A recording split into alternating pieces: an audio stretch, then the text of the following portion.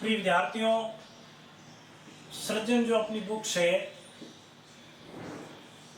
उसमें से सूरदास जो पहला पाठ है इसमें दो पद हमने पढ़ लिए, पहला और दूसरा। दो पद हमने पढ़े थे, आज तीसरा प्रारंभ कर रहे हैं। दोनों पदों को मैं एक बार शॉर्टली बता देता हूं आपको। उद्धव और गोपियों का संवाद है भ्रमर गीत में। भ्रमर गीत सूर सागर जो इनकी प्रमुख रचना है उसमें से लिया गया है। गोपियां और उद्धव के बीच जो बातचीत होती है उसी का वर्णन हमने पढ़ा। जिसमें पहले हमने पढ़ा था, गोपियां उद्धव से कहती है, हे उद्धव भैया, हमारे हरि अर्थात भगवान श्री कृष्ण हरी लकड़ी के समान हैं। अपने मन से वचन से जो है दृढ़ता से इनको पकड़ रखा है अपने हृदय में। अब तो जागते सोते सपने में भी हम जो है कान कान अर्थात कृष्ण कृष्ण का जाप करती रहती हैं। आपके योग के संदेश को सुनकर के ऐसा लगता है जैसे कोई कड़वी ककड़ी हो। इस प्रकार की बीमारी तुम कहाँ से लेकर के आए हो उद्धव भैया? हमने आज तक ना देखे ना सुने हैं। आप उनको जाकर के दीजिए जिनका मन चक्री के समान भ्रमित है। इस पर हमने चर्चा करी। दूसरा पद है, उद्धव भैया, अब हमें भगवान श्री कृष्ण मिल जाए तो भी ठीक है, नहीं मिलेंगे तो भी ठीक है। क्यों ठीक है? क्योंकि अगर मिल जाते हैं तो बहुत अच्छा है, और नहीं मिलेगा तो यह संसार हमारा यशोगान करेगा, क्योंकि हमने उनकी सच्चे हृदय से भक्ति करी है, सच्चे हृदय से उनसे प्रेम करा है। कहाँ हम गोकुल धाम की छोटी सी वर्णहीन छोटी जाति की गोपिकाएं, कहाँ वे लक्ष्मी के पति भगवान श्री कृष्ण, लेकिन उसके बावजूद भी हमारे साथ पंक्ति में बैठे।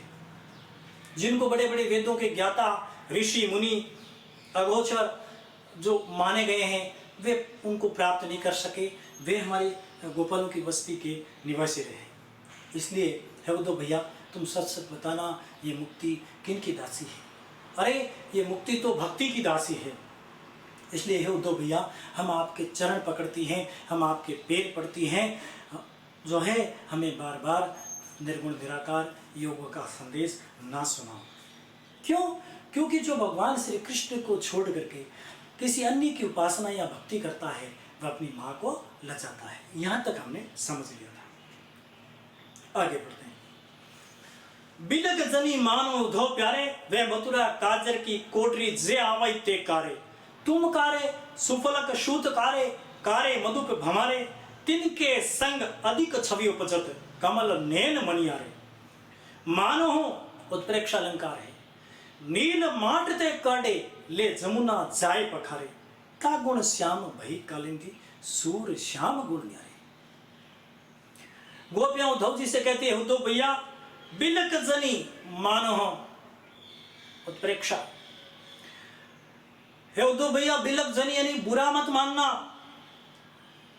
हम आपसे एक बात कर रही हैं कि ये जो मथुरा है काजल की कोडरी के समान है। क्यों? क्योंकि यहां से जो भी आ रहा है वह काला ही काला नजर आ रहा है। देख लीजिए, तुम काले हो। भगवान श्री कृष्ण को ब्रज से मथुरा ले जाने वाले सुपलक सूत यानी सुपलक सूत के पुत्र, सुपलक के पुत्र अक्रूर जी, वे भी काले थे।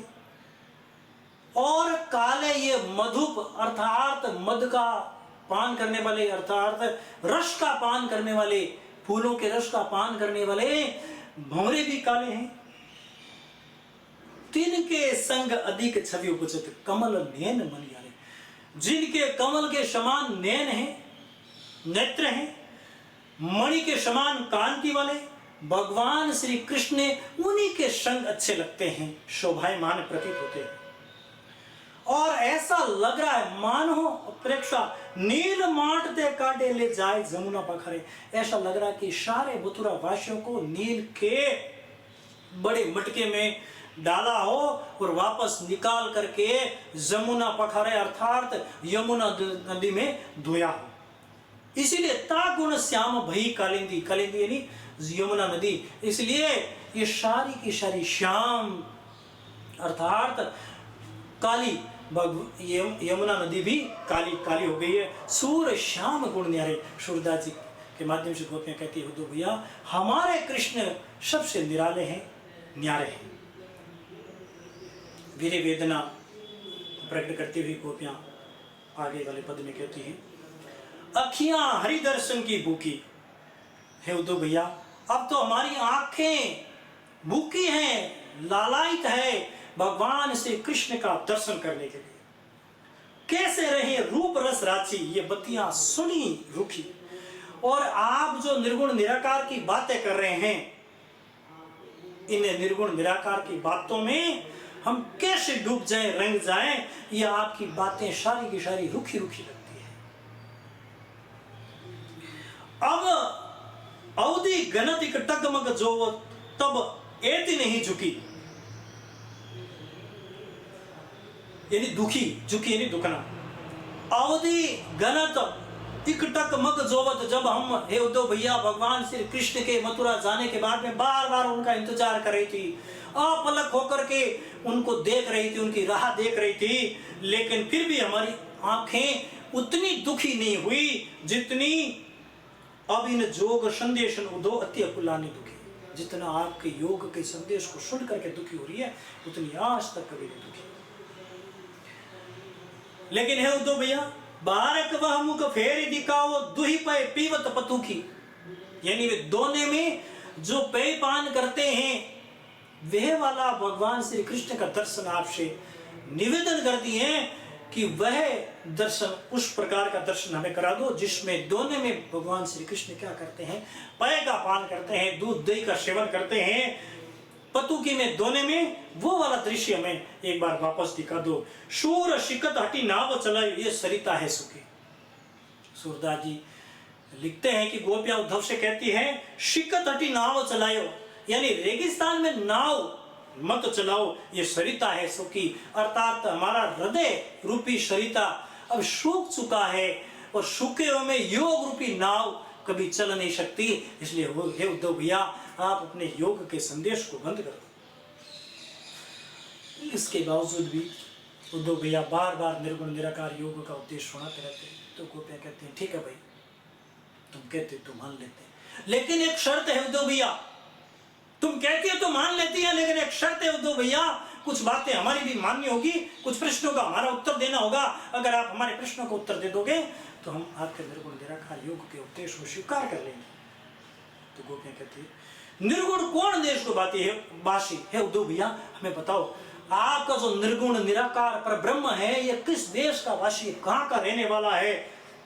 मधुकर हंसी समुझाए सौदे बूझती साच न हंसी, हम आपकी हंसी नहीं उड़ा रही है हे मधुकर, हे उद्धव जी हम आपकी हंसी नहीं उड़ा रही हैं, हम सच्ची सच्ची में बताना, हम सौगंध खा कर कर रही है।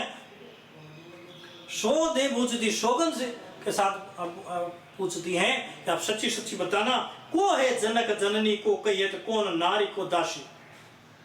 आपके निर्गुण निराकार जो परब्रह्म है उनके पिता कौन है, उनकी माता कौन है, उनकी पत्नी कौन है, उनकी दासी कौन है, जरा हमें बता दीजिए।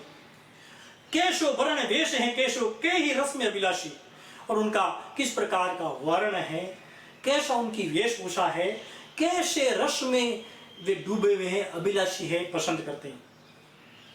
ये बातें उद्धव भैया हमारे प्रश्नों को उत्तर देने से पहले ध्यान रखना।